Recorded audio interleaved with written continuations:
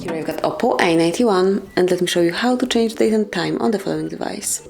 So at first let's open the settings, then find and select additional settings, go to date and time, and here you can customize it. So you can either use automatic date and time or you can turn it off by tapping on the switcher, and now you can set time. So here you've got date, time, and also time zone manually by yourself. So you can pick from the following lists both date, time and time zone.